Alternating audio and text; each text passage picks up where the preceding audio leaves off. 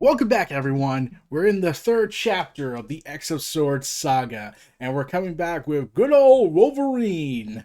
And I unfortunately could not get the Alex Ross variant cover with Wolverine on it because people bought it. So sadly, I was not able to get that.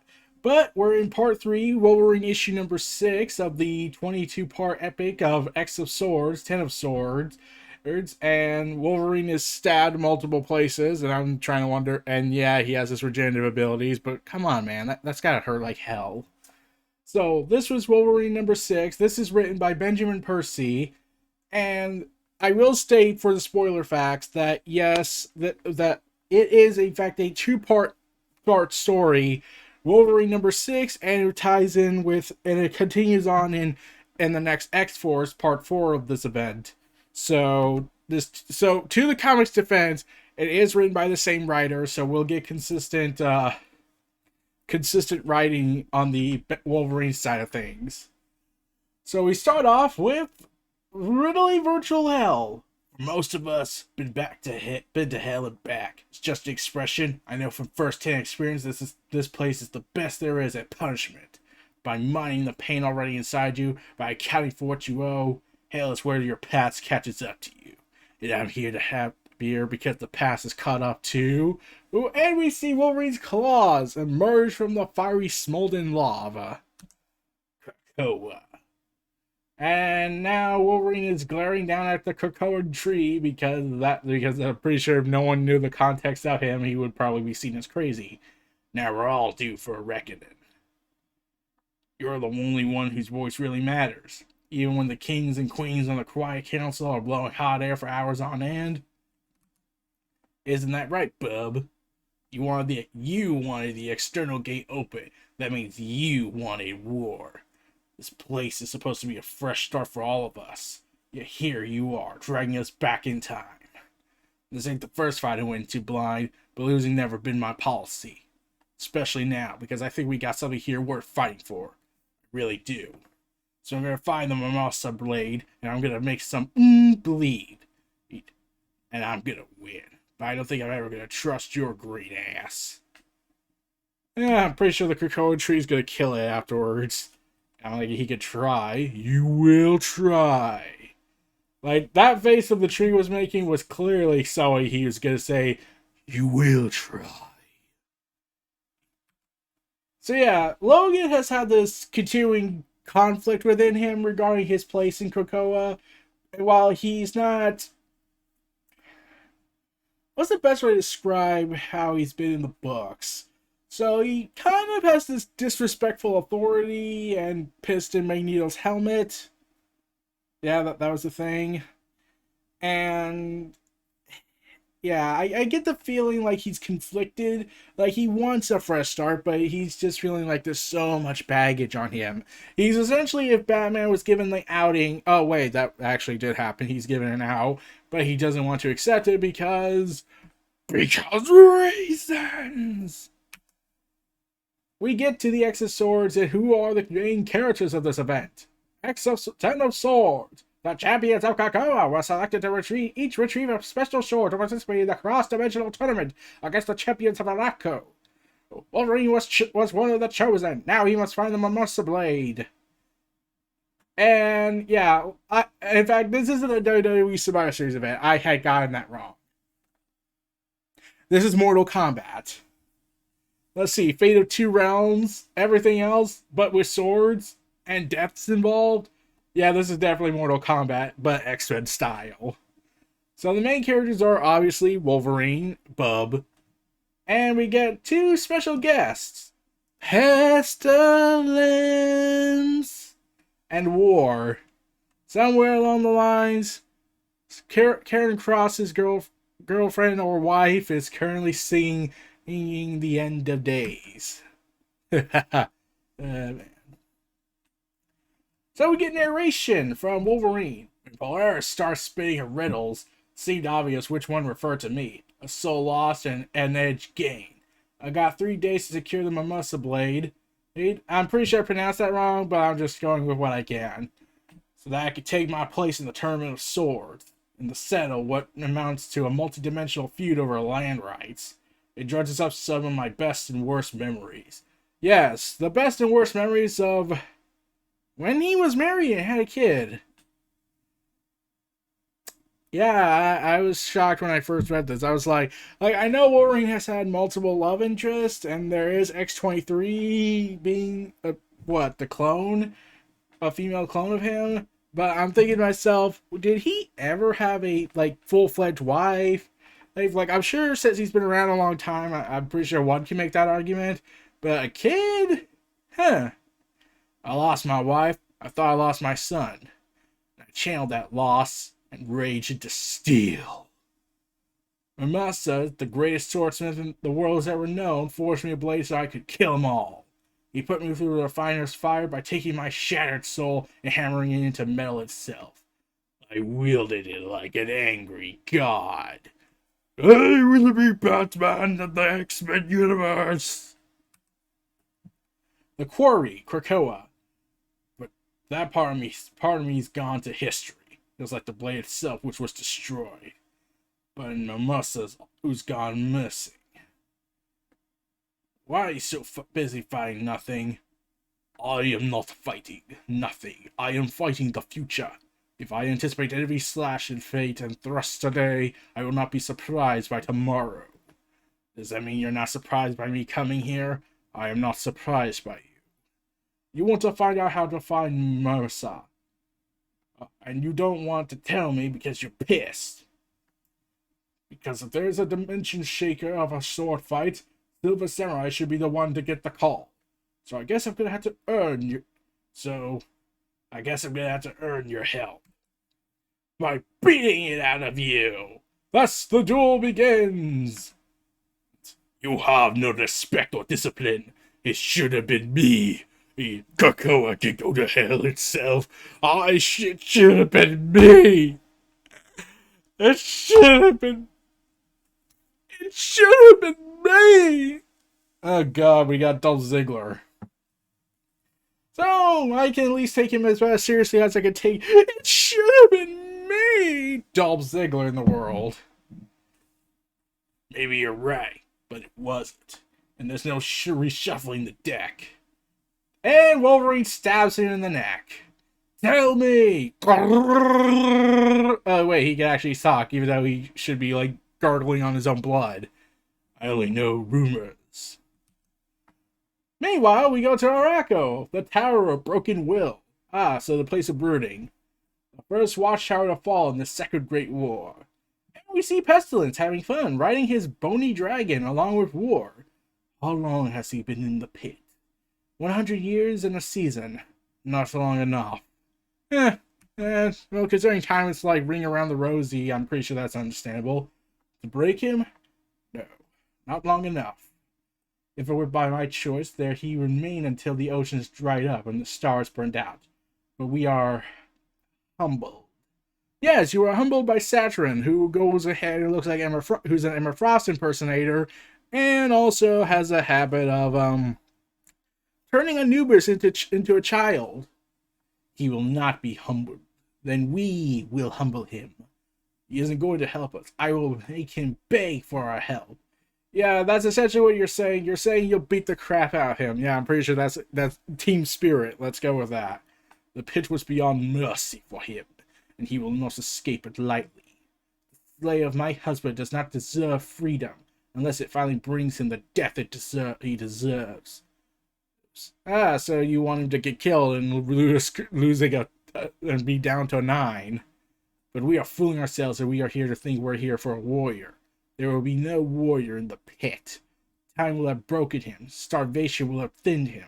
Boredom will have feebled him. Old friends! Oh, look at that. He's entertaining himself with drinks. Oh, god damn. I saw this for the first time and I was like, wow,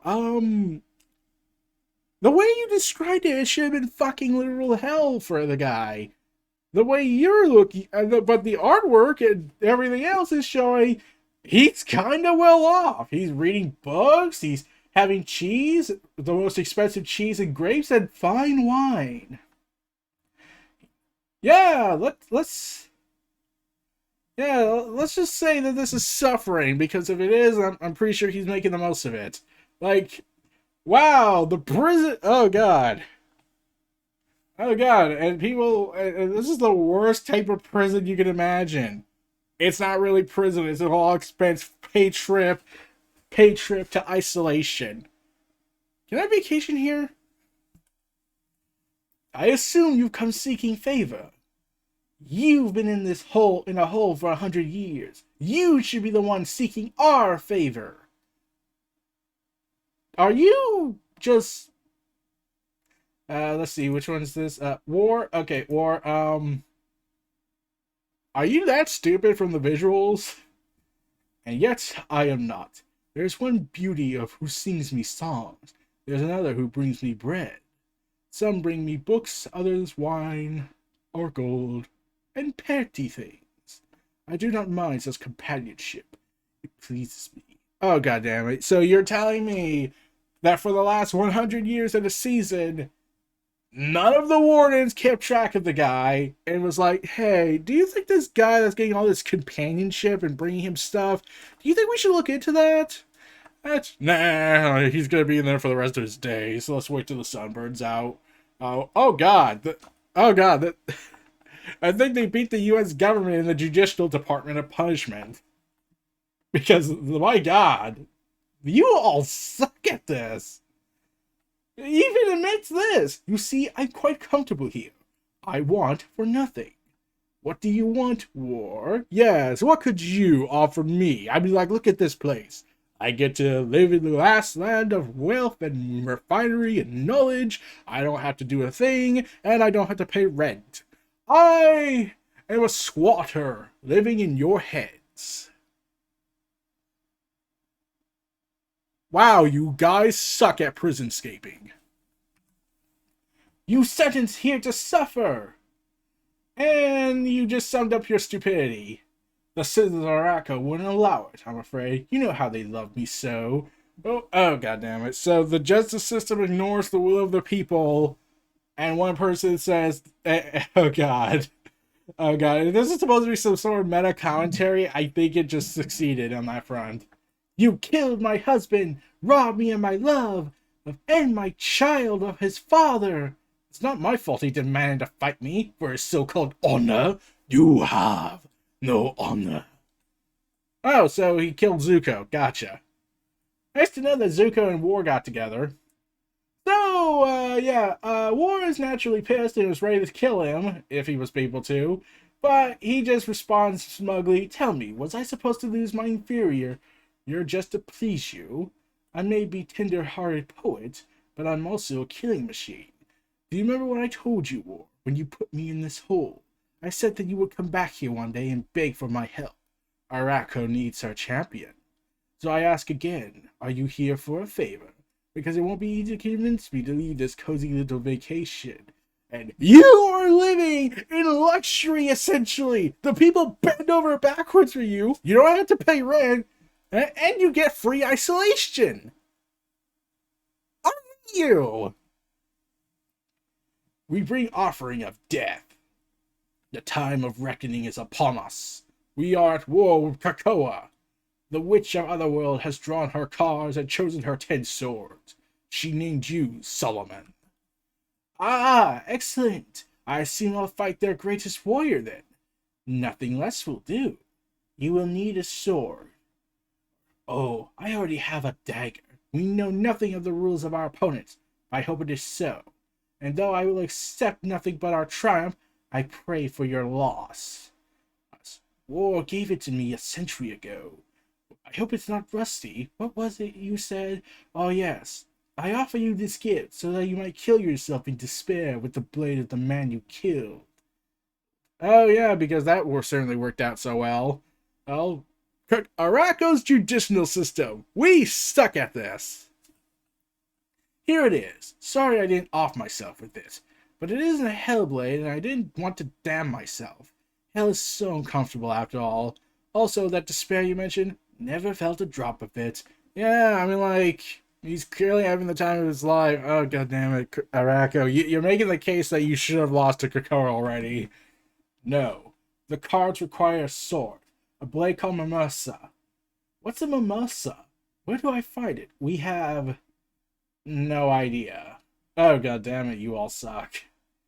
How long do I have? 3 days. Well, do you accept this noble calling, champion, or will you wallow forever in your selfish comfort? Oh yeah, because the selfish comfort that you created for him was clearly the worst he could ever wallow in. Yeah, oh god, get fucked. Oh, I accept. This sounds like a most delicious assignment. See you in the arena. Yeah, so clearly he could already escape and break the chain, so he was just having fun for himself. Yeah, you all suck at this, Arako. Wow, like, wow, this even beats the government at this point. The Annals of Arako, the Trial of Solomon. He could make a mountain fall in love with him, some said. He could whisper down a cloud and invite its rain to bathe in him before it blew off. Flowers opened where he stepped, and the ocean surrounding Arako turned up pretty stones and shells and pearls for him to delight in. Man and woman alike both craved him and wished him to tear him apart in the same impulse. This craving he indulged to excess. Many who might try and hurt him, he hurt back many times over. Some called him a devil, but the devil deals in evil. Solomon's self-professed agenda is pleasure and gamemanship. He has loyalty to none but himself. He can be found where there is music and flesh and wine, and sometimes blood. Some said he was long past a reckoning. Justice was due. This was one incident counted on a million hands. The death of Bracken, the husband of War, the father of Summoner. The details of the relationship are unknown. Some say the two were intimate, and when Solomon grew bored and ended the affair, Bracken would not allow it.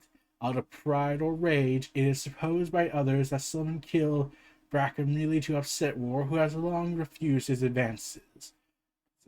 Oh, so you're a self-centered, egotistical, I want to have sex with her, and yet she denies me. Me asshole. Gotcha.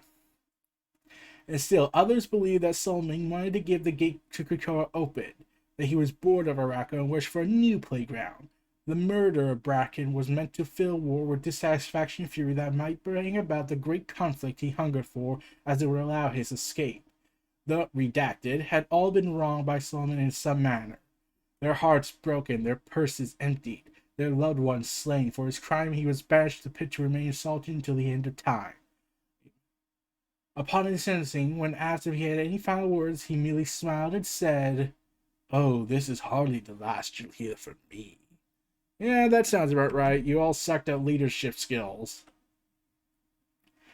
Then we cut to Tokyo in the past. The process of making a sword ain't easy. In Japan is an art. So is every negotiation. A katana blade, like a business deal, can take weeks to finish. I didn't have that kind of time. So Wolverine in this flashback beat the crap out of everybody. So I broke down the doors that needed breaking. Walked quietly through the rest. I was there for information, new and old. Translation, the head of the demon. And I asked a favor of friends and enemies, and new and old. Because when you're up against an enemy that could destroy your whole world, the old wounds don't matter so much anymore. The future trumps history. And the future of mutant depends on me tracking down Mimosa. And from what I've learned, mutants were the only ones in trouble. Something dark had come from Mimosa. And we got to this stormy castle. Something that had been buried a long time. And we see ninjas. So we're getting the battles between Solomon, Wolverine, and ninjas. Gotcha. Whispers of Mimosa. I keep knowing I pronounce this wrong, so I'm trying it. I'm trying my best, but like I don't want to make something worse out of it. So I'm just giving up on that point. The Blade! So according to this location of the Dragon Call Lounge, the Whispers scene, and in this new text box, "You show no respect but demand it. You say nothing but expect me to speak. You break the bones of my men and secure my club empty, and drain my bottle of sake without apology. You are unwashed, and your smell displeases me. I offer you information only to rid myself of you. Yes, I employed him for a brief period, 2 years ago now. He might be a swordsman, but his art extends to other weaponry. He crafted bullets for me, bullets that could pierce any stone or metal or armor. Bullets that could change direction mid-air. Bullets that ripped the soul right out of the body. When I requested his services again several months ago, we found his home empty and full of files. The walls were scored with sword slashes. There was a mark on the front door. A Japanese character etched in dry blood. It read, "Beast, wherever he has gone, it is not a place worth going." Then we get more of the flat of what the whole location thing is. Apparently there's a place called Piss Alley, Tokyo. Yeah, that's nice. Beggar, whispering, probably for money, I don't know. Temple of the Boundless Well in Koto. Oh, the land of darkness is where the undead gather below the earth. And among them are demons who wish to live among us, who grow fat on our suffering. Oh, so the modern humans of civilization, got it. Such as the beast. Ah, definitely modern civilization. For below he can whisper through the mirrors, through shadow and through smoke, through foul altars upon which blood is spilled. Those who hear and bend darkly to his will, one day he whispers, one day he will knock the door between our world. He just needs the right key, a key of souls. And we got to another dialogue sense, and oh god, this is basically saying Beast is the devil and whatnot, and what happened to the guy? And yeah, let's move on. And we got to literal hell once more. Japan then. And showing Wolverine opening a door, then we cut to Wolverine emerging with his adamantium skeletal structure emerging from the pit, and more narration saying, "Sometimes when lightning flashes and thunders follow, folks wonder about the speed of light." And we cut to this awesome image of what basically could easily be a metal cover of Wolverine's adamantium skeletal head and emerging with glowing eyes. So I'm pretty sure all the death metal bands are interested. But me, I'm always speaking about the speed of dark. And we see the skeletal adamantium Wolverine emerge from hell and clawing his way out. It finds the right moment. It can spread fast and strong. This was the right moment. And ninjas everywhere attack the temple. There was a breach between Narako and Krakoa.